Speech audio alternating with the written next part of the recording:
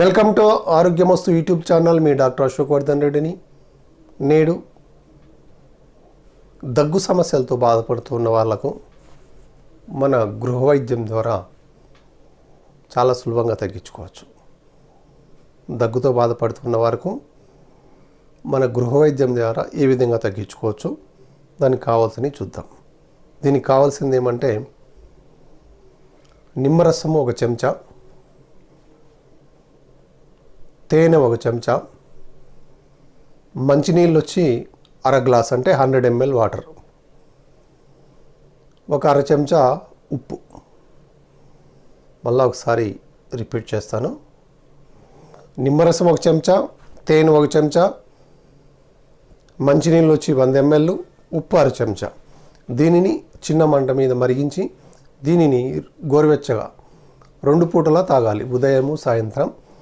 తాగుట వలన ఈ దగ్గు అనేది తగ్గిపోతుంది.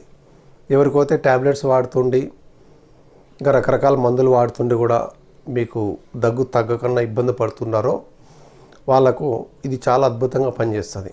ఇప్పుడు నేడు ఉన్న కరోనా వైరస్ వల్ల ప్రాబ్లంతో దగ్గులతో మీరు బాధపడుతుంటే వైరస్ వచ్చే అవకాశం ఎక్కువ ఉంటుంది.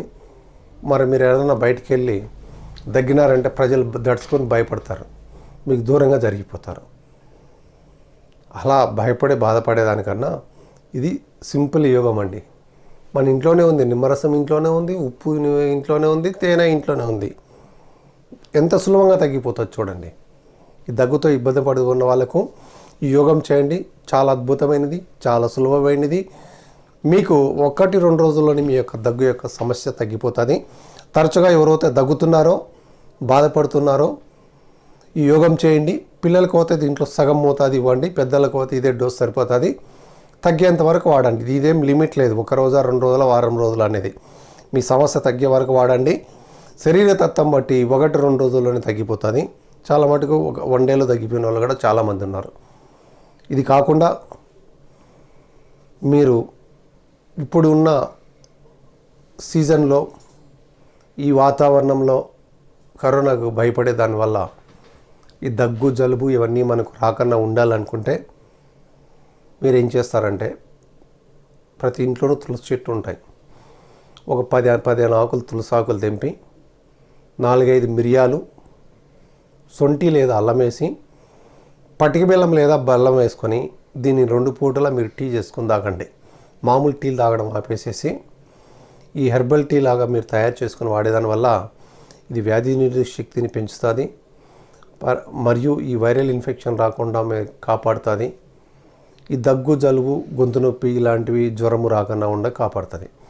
ఎందుకంటే ఎవరైతే గొంతు నొప్పి కానీ దగ్గు కానీ జలుబు కానీ జ్వరంతో బాధపడుతున్న వాళ్ళకు ఈ వైరస్ తొందరగా అటాక్ అవుతుంది.